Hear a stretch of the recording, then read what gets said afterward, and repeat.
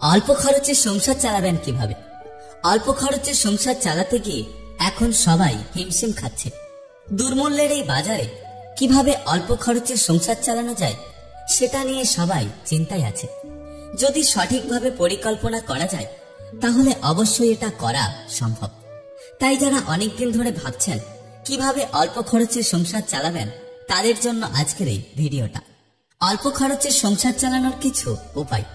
এজন্য আপনার মনের ভিতরে প্রথমে সংযমী ভাব আনতে হবে।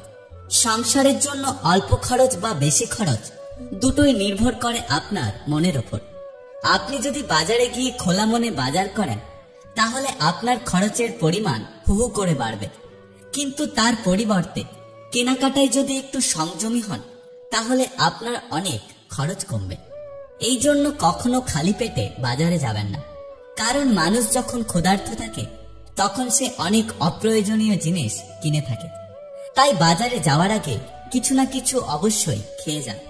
আপনি যদি আপনার নিত্য প্রয়োজনীয় জিনিস কেনার জন্য প্রত্যেকদিন বাজারে যান তাহলে সেক্ষেত্রে খরচ বেশি হয়ে যাবে। ওই জন্য চেষ্টা করুন পুরো সপ্তাহের বাজার একবারে করার জন্য। তাই বাজারে যাওয়ার আগে একটা লিস্ট বানিয়ে নিন। বাজারে গিয়ে আপনাকে কি কি কিনতে হবে তারপর সেই লিস্ট অনুযায়ী পুরো সপ্তাহের বাজার সেরে ফেলুন। দেখবেন আপনার খরচ অনেক কমবে।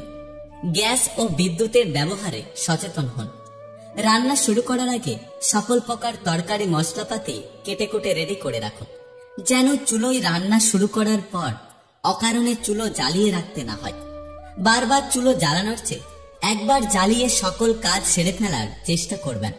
তাহলে দেখবেন বিদ্যুতের ব্যবহারের পরিমাণ কমে যাবে। আর বাড়ির ফ্যানগুলোতে একটু রেগুলেটর লাগাতে পারেন। যখন যেমন আপনার প্রয়োজন সেই মতো আপনি ফ্যানের ব্যবহার করুন। দেখবেন আপনার বিদ্যুৎ বিল অনেক কম আসবে। সাইকেলের ওপর নির্ভরশীল হন।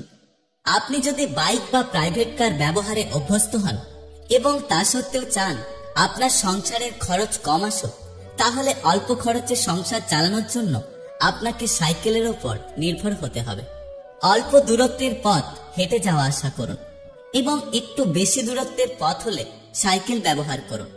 এতে করে আপনার শরীর তো ভালো থাকবে, তার পাশাপাশি আপনার অর্থের অপচয় কমে যাবে। শৌখিন জিনিসপত্র এড়িয়ে চলুন। প্রয়োজনের অতিরিক্ত কসমেটিক্স ব্যবহারের থেকে এড়িয়ে চলুন। সাবান, শ্যাম্পু, পেস্ট, ক্লিনার, পাউডার ইত্যাদি যতটুকু প্রয়োজন ততটুকুই পরিমাণে কিনুন। সকল প্রকার বিলাসী দ্রব্য থেকে দূরে থাকুন। মনে রাখবেন, মানুষের বিলাসিতার শেষ নাই। তাই একবার বিলাসিতাকে প্রশ্রয় দিলে আপনি কখনোই খরচ আর কমাতে পারবেন না। প্রয়োজন ছাড়া কোনো জিনিস কিনবেন না। আমাদের যতটুকু প্রয়োজন ঠিক ততটুকুই জিনিস কেনা উচিত। বিভিন্ন কোম্পানির অফারের ফাঁদে পড়ে অপ্রয়োজনীয় জিনিসপত্র কেনার থেকে বিরত থাকুন। ঈদ, পূজা বা যে কোনো অনুষ্ঠান উপলক্ষে বিভিন্ন ধরনের কোম্পানিরা বিভিন্ন রকমের অফার দেয়। যদি আপনার প্রয়োজন না হয় তাহলে অফার অনেক লোভনীয় হলেও ওই জিনিসগুলো কখনোই কিনবেন না। অল্প খরচে সংসার চালানোর জন্য এই কয়েকটি উপায় হলো কার্যকারী উপায়। যদি ভালো লাগে অবশ্যই পাশে থাকবেন এবং অবশ্যই আপনার মতামত জানিয়ে যাবেন।